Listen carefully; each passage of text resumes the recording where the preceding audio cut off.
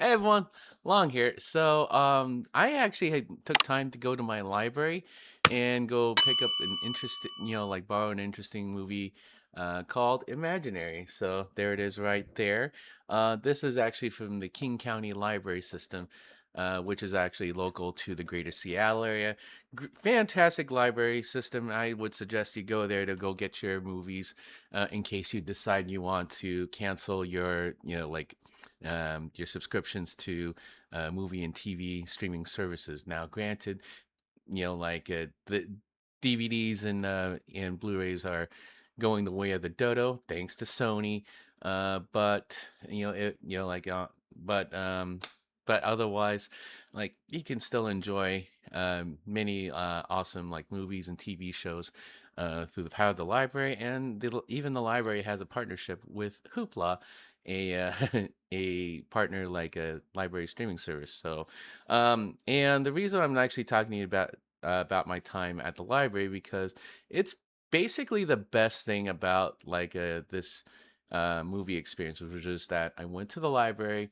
I got to see a bunch of different movies available for me to check out. The world is basically my oyster. People are really nice. The librarians are pretty dang cool. And yeah, and generally speaking, the patrons are pretty well um behaved, and they don't cause a lot of noise. Um, so yeah, that being said, that's basically the best part of my experience getting, with the with this like movie with this movie is checking it out from the library.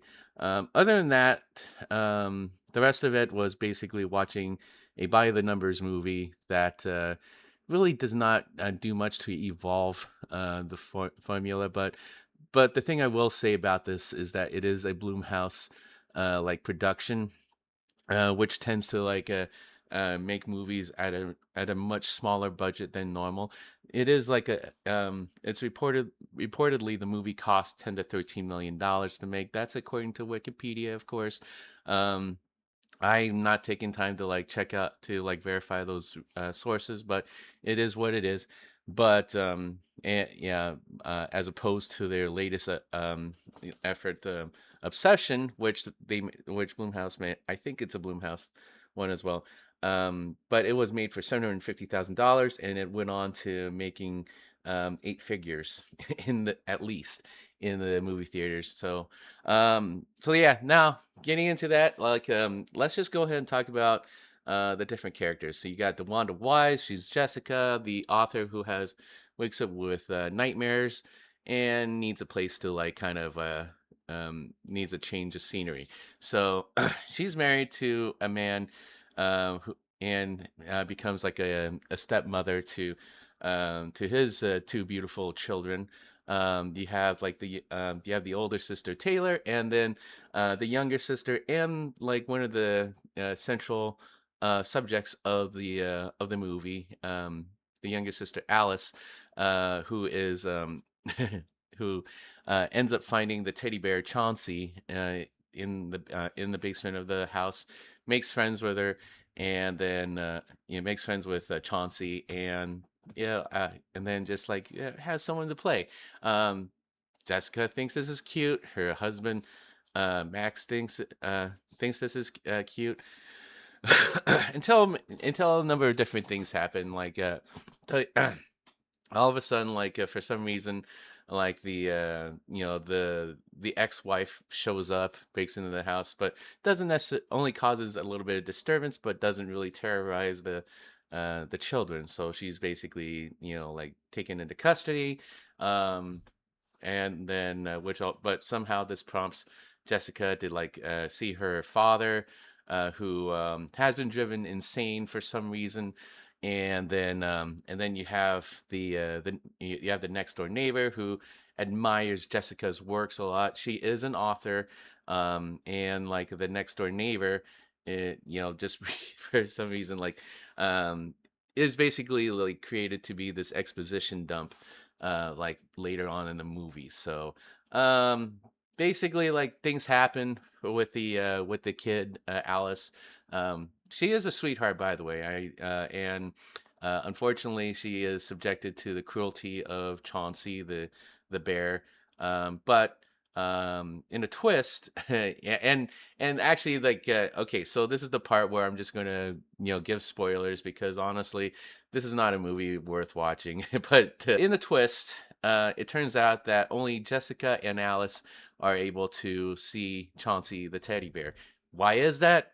Who knows? But as it turns, but like later on in the movie, when Alice goes missing, the next door neighbor reveals herself to be um, the one who has all kinds of information, and also uh, is the one who gives the exposition dump that Chauncey is actually an imaginary friend.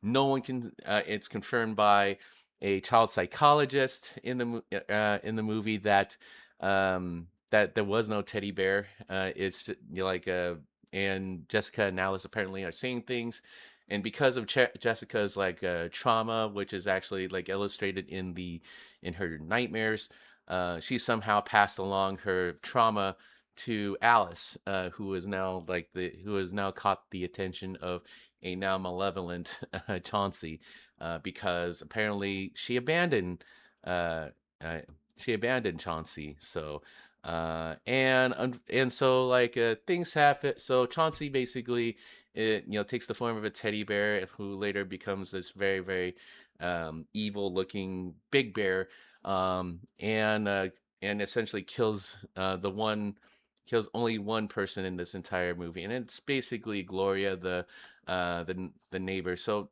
forgive me if I did not mention that earlier, but Gloria is the next door neighbor.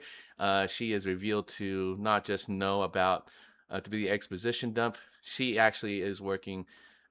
She's actually like in cahoots with Chauncey. So they somehow get into the Never Ever realm through like a scavenger hunt.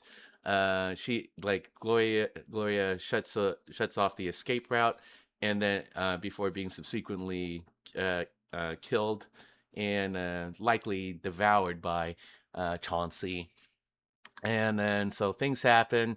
They save Alice. They escape the realm, but they torch the house. So and then it's almost a happy ever after.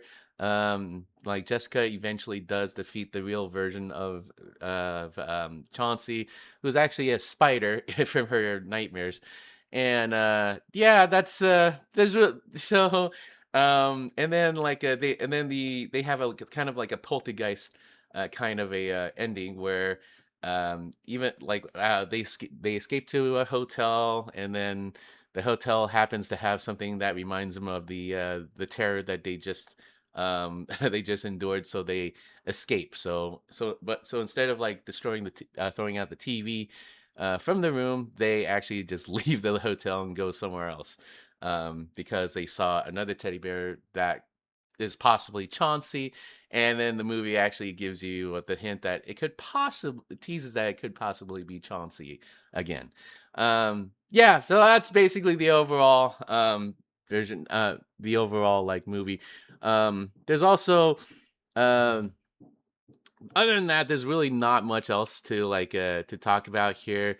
There's a young Disney kid who claimed to pop Molly's to impress Taylor, the older sister, and it turns out that the Molly's are actually like his mom's allergy medicine, and yeah, and then where was so I mentioned the husband, but like in the middle of the movie, like after the ex-wife gets taken back into custody, he actually disappears for the rest of the movie. Nothing bad happens to him, thankfully.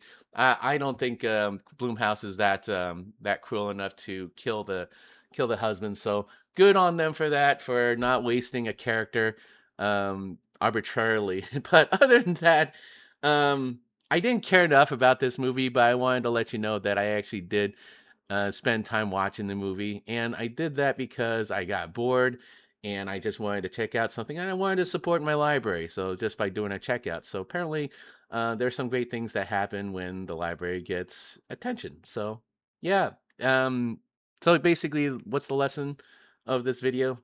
Support your local library. But other than that, that's it for me. I'm not going to talk any further about the movie. But Blumhouse is otherwise a pretty decent like studio, and they actually do put the weight behind movies that they happen to be proud of, including Obsession. So I'm going to go ahead and eventually give my review on that one because there's a lot to talk about. But Obsession, yeah, I can't wait to talk about that one. I think I'm kind of done with Imaginary. But I really do appreciate you all like stopping in and hanging out and watching my review. If you like what you saw here, please do like the video, comment on what you enjoyed, what you did enjoy for see more content like this. Then please subscribe to my channel and hit that notification bell. Thanks a lot, everyone. Hang loose.